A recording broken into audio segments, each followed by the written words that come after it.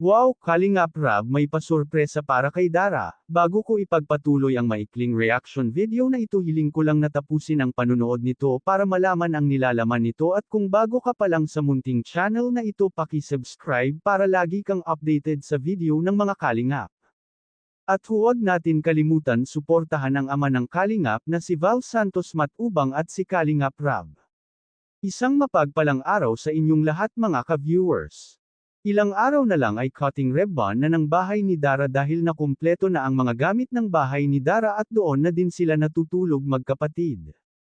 Nalungkot nga si Dara at magso-solo na naman silang magkapatid sa bundok, at ang mga karpintero ay umuwi na dahil magsisimulan na naman sila sa ibang bahay ng mga beneficiary.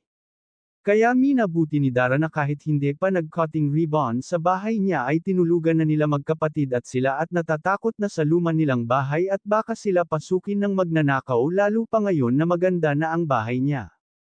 Isang viewers nga ang nag-request na sana may magbigay kay Dara ng electric bike para may service siya sa school kasi minsan hindi siya naihahatid sundun ng kanyang service at pag minsan ay may lakad ito or may trabaho.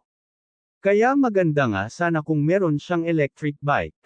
Para hindi siya ginagabi ng uwi at isa si Bea mag-isa lang sa bahay at walang kasama. Iyan sana ang bagay na service ni Dara dahil hindi naman ito gagastos ng panggasolina at kahit walang lisensya ay pwede itong gamitin.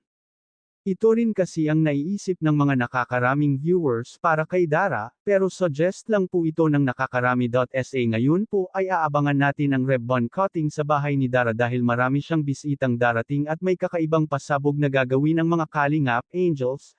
Hanggang dito na lang ang update ko mga ka-viewers, maraming salamat at God bless sa inyong lahat.